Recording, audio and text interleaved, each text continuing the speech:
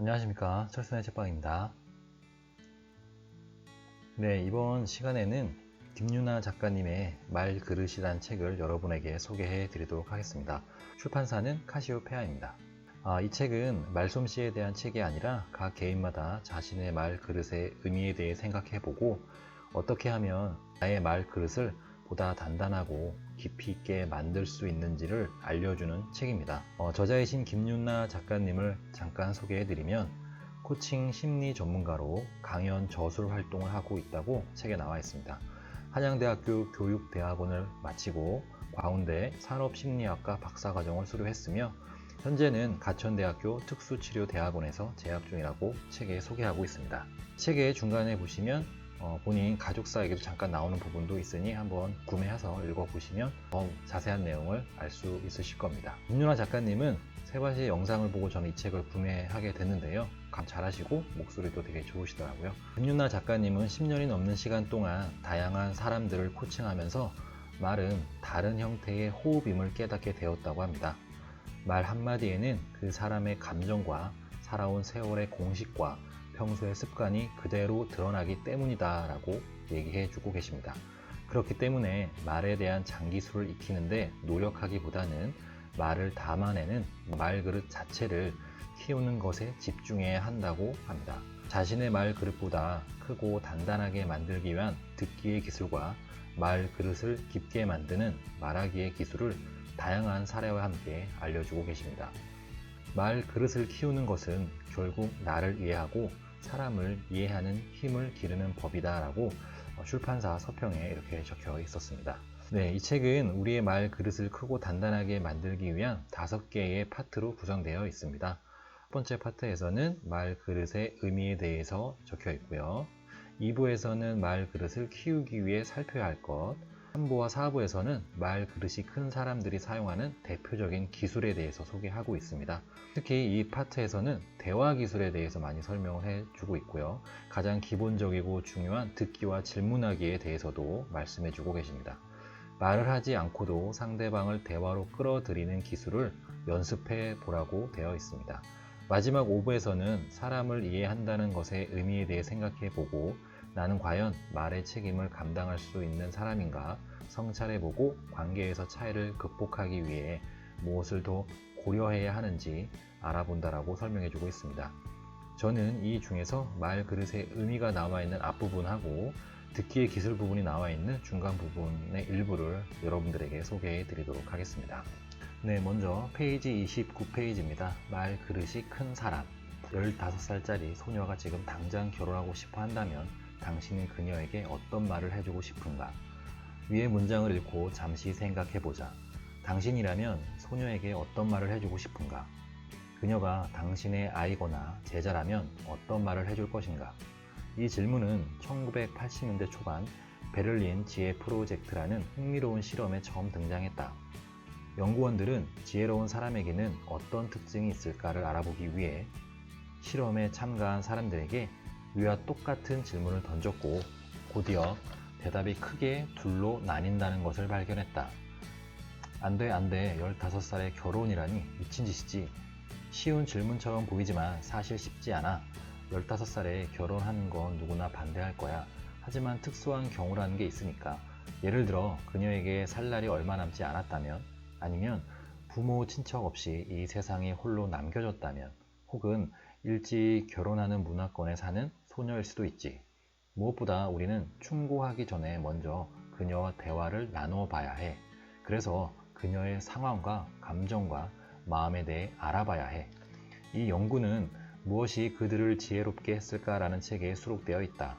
도저히 이해할 수 없는 상황이나 상식적으로 받아들일 수 없는 사건 앞에서도 감정을 다스릴 줄 아는 것.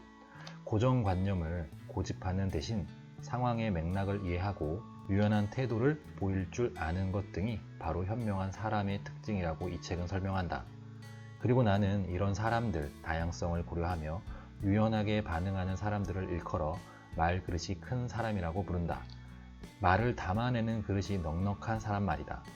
그릇이 좁고 같은 사람은 생각나는 대로 말하고 싶은 대로 말을 쏟아내지만 그릇이 넓고 깊은 사람은 상황과 사람, 심지어 그 상황과 사람을 바라보는 자신의 입장까지 고려해서 말한다. 이것은 단순한 말 기술의 차이가 아니다. 살면서 만들어진 말 그릇의 차이 때문이다. 말은 한 사람의 인격이자 됨됨이라고 한다. 말을 들으면 그 말이 탄생한 곳, 말이 살아온 역사, 말의 나이를 짐작할 수 있다. 말은 한 사람이 가꾸어온 내면의 깊이를 드러내기 때문에 말 그릇을 키우기 위해서는 먼저 내면이 성장해야 한다. 사람은 자신의 품만큼 말을 채운다. 말 그릇이 큰 사람들은 공간이 충분해서 다른 사람의 말을 끝까지 듣고 받아들인다. 조급하거나 야박하게 굴지 않아도 되기 때문에 그게 아니라 너는 모르겠지만 내 말 좀 들어봐 하며 상대의 말을 자르고 끼어들지 않는다. 오히려 그랬구나, 더 말해봐, 네 생각은 어때? 라고 하면서 상대방의 입을 더 열게 만든다. 말하기 실력이 부족해서 무조건 듣기만 하는 게 아니다. 그래 너는 떠들어라 식의 무시하기도 아니다. 사람마다 가지고 있는 다름과 특별함을 이해하고 있기에 말 자체를 평가하거나 상대방의 말하기 실력을 비난하지 않는 것이다. 그리고 그것이 상대방의 불안함을 낮추고 마음을 열게 만든다. 그래서 사람들은 말 그릇이 큰 사람과 대할 때 편안함을 느낀다. 이런 사람들은 말 때문에 쉽게 흔들리지 않는다. 말과 사람을 분리해서 바라볼 수 있기 때문에 상대방이 아무리 날카로운 말로 자신의 마음을 쑤셔대도 그것 때문에 진정한 자신의 모습을 의심하지 않는다. 네가 나를 비난하거나 원망한다고 해서 내가 다른 사람이 되는 것은 아니지. 너는 말로써 내 모습에 상처를 낼 수 없어 라고 생각한다. 말과 진심을 일치시키려고 노력하지만 궁극적으로 말은 수단이지 본질은 아니라는 것을 알고 있다. 그래서 타인의 분노에 휩쓸려 대항하지도 않고 설령 말에 넘어지는 순간이 오더라도 순간의 감정을 조절할 줄 안다. 상대방에게 쉽게 충고하지도 않는다. 감정을 폭발시키는 대신 말보다 더 중요한 것들, 그 말 속에 숨어있는 상대방의 감정과 배경과 메시지들을 찾아낸다. 마음속에 채워진 말들이 서로 충돌하지 않고 구역별로 정리가 잘 되어 있기 때문에 작은 일에 바르르 끓어 넘치지 않는다. 한번 들어온 말들을 쉽게 흘리지도 않는다. 이건 비밀인데 말이야. 아무한테도 말하지 마. 너만 알고 있어와 같은 가벼운 약속은 하지 않는다. 말해야 할 것과 하지 말아야 할 것을 제대로 알고 있다. 그러나 분명하게 말해야 할 상황에서는 물러서지 않는다. 정갈하고 정확하게 자신의 메시지를 전달한다. 딱 필요한 순간에 꽉 찬 말이 나온다. 그것은 세련된 말과는 다르다. 기교가 아니라 기세에 가깝다. 약간 촌스러울지 몰라도 결코 경박하지 않고 화려하지 않아도 안정되어 있다. 그러니 자연스레 귀를 기울이게 된다. 끌리는 말이란 바로 이런 것이다. 네, 다음은 후부분으로 가서 157페이지입니다. 많이 말한다고 듣지 않는다라는 소제목의 부분을 읽어드리도록 하겠습니다. 직장에서 소통의 수준을 가장 정확하게 가늠할 수 있는 곳은 바로 회의실이다. 가장 민감한 사안이 오가고 약속된 시간이 정해져 있기 때문에 말하기와 듣기의 평소 실력이 그대로 드러난다. 회의를 진행하는 모습을 보면 누가 윗사람인지 금방 짐작할 수 있다. 자리 잡은 위치, 앉아있는 자세를 보아도 알 수 있고 가장 분명한 것은 누가 가장 많이 말하는가를 보면 된다. 직업 특성상 고객의 회의 시간에 가끔 동참할 때가 있는데 그럴 때마다 상사들이 자주 사용하는 단골 멘트를 발견하게 된다. 모두 이야기를 안 하니까 할 수 없이 내가 이런 말은 안 하려고 했는데 내게 생각이 있는데 어때? 한 가지만 더. 마지막으로 윗사람은 마음이 바쁘다. 빨리 말하고 많이 말해야 하는 사람처럼 행동한다. 회의 시간은 정해져 있고 당부하고 싶은 말들은 많다. 그러니 마음의 여유가 없고 상대가 주워 담을 겨를도 없이 말을 쏟아낸다.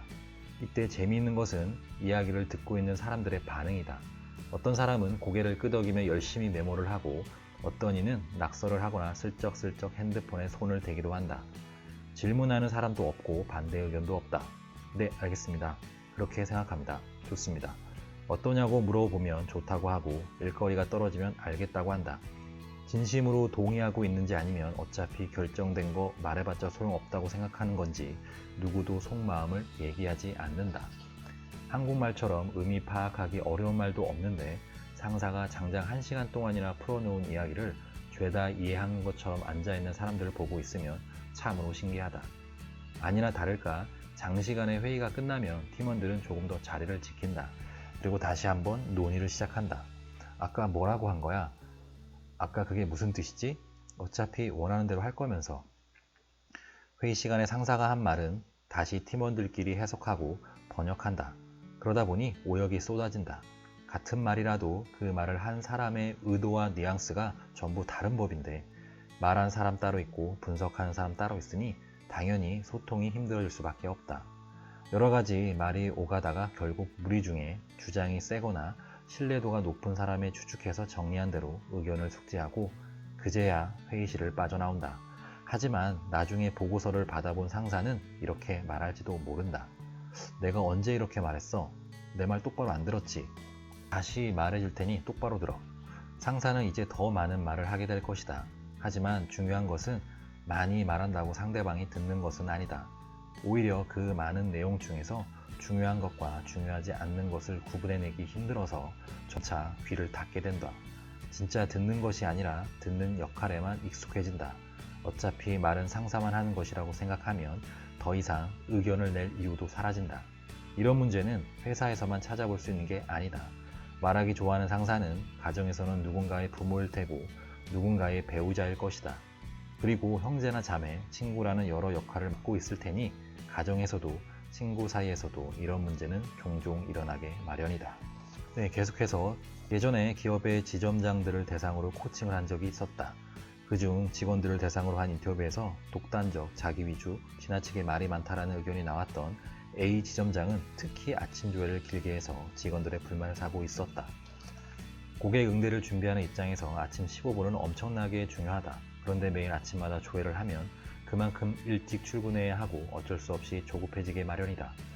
그는 조회 시간의 고객 불만사항, 그것에 대한 대처 방안, 새롭게 박힌 정책, 오늘의 업무 지침과 유의사항까지 알뜰하게 말을 채워 넣었다.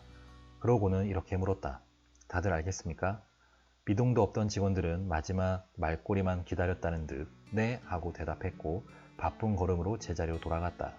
자리에 남겨진 나는 생각했다. 무엇을 알겠다는 걸까? 저 많은 말들은 다 어디로 소화된 걸까? 나는 조회가 끝난 후 연차가 가장 오래된 상사, 중간 관리자, 신입사원 이렇게 3명의 직원에게 선택해서 물어보았다. 오늘 지점장님의 이야기 중 가장 중요하다고 생각하는 것 3가지를 우선순위로 말씀해 주시겠어요? 그렇게 직원들의 대답을 받아 적은 다음 나는 다시 A 지점장의 방으로 들어갔다. 그리고 똑같이 물었다. 지점장님, 오늘 아침 조회 시간에 말씀하셨던 내용 중 가장 중요한 사항 3가지만 순서대로 적어 보시겠어요? 그런 다음 앞서 적어 놓았던 직원들의 대답을 화이트보드에 옮겨 적었다. 지점장님 어떠세요? 무엇이 느껴지시나요? 담은 입술로 불편함을 드러낸 지점장은 다소 민망한 표정을 보였다. 그리고 말했다. 열심히 한다고 했는데 저와 생각이 다르네요. 직원들에게 다 전달되지 못한 것 같습니다. 그럼 앞으로 어떻게 다르게 하고 싶으세요? 더 핵심을 강조해서 말해야 할까요? 지점장의 말은 성과가 없어 보였지만 여전히 말하기에 본능에서 벗어나지 못하고 있었다. 말로 채우지 않으면 불안한 이 마음을 무엇으로 채해야 할지 모르는 듯 했다. 그는 장시간의 대화를 통해 몇 가지를 약속했다. 말을 줄일 것, 전달하고 싶은 내용을 3가지로 한정하고 한두 문장으로 정리해서 말할 것. 그런 후에 직원들에게 이해했는지 묻고 의견을 들을 것. 그래도 시간이 남으면 직원들의 애로사항을 들을 것. 그럼에도 시간이 남으면 일찍 끝낼 것. 대화를 할 때는 말하기와 듣기의 조화가 필요하다. 상황에 따라 다르겠지만 보통 말하기와 듣기의 비중이 5대5가 되도록 신경 써야 한다. 설명이나 공유 차원의 대화라면 그 비율이 7대3이 될 것이고 위로와 격려의 대화라면 2대8이 되면 좋다. 대화에서 구화를 듣기만 한다면 관계에서 밀려난 느낌이 들고 이 시간을 버티자 하는 마음이 생기게 된다. 그리고 이런 경험이 몇 번 반복되면 말하라고 해도 더 이상 말하기가 싫어진다. 보통 나이가 많은 사람들은 상대적으로 경험이 적은 사람들과의 대화에서 말을 독점하는 경향이 있다. 그런 것이 더 많기 때문일 수도 있고 상대를 위하는 마음에 말을 멈출 수가 없기 때문이기도 하다. 그러나 아무리 선한 의도라고 해도 사람의 말은 생각보다 흡수율이 나쁘다. 한 귀로 흘러 들어가 그대로 다른 쪽 귀로 나오기도 하고 튕기기도 하며 거부 반응을 일으킬 수도 있다. 그래서 많은 상대가 원하는 방식으로 소화시킬 수 있을 만큼만 전달해야 한다. 네, 이렇게 해서 김윤나 작가님의 말그릇이라는 책의 일부를 소개해드리고 읽어드렸습니다. 당신의 말이 태어나고 자라는 곳, 말그릇을 키워 관계와 인생의 주인이 되는 법을 알고 싶으시다면 이 책, 김윤나 작가님의 말그릇 책을 추천드립니다. 네, 오늘 철순의 책방은 이상 마치도록 하겠고요. 이 영상이 여러분들 삶에 작게나마 도움이 되셨다면 좋아요와 구독 부탁드리겠습니다. 감사합니다. 철순의 책방이었습니다.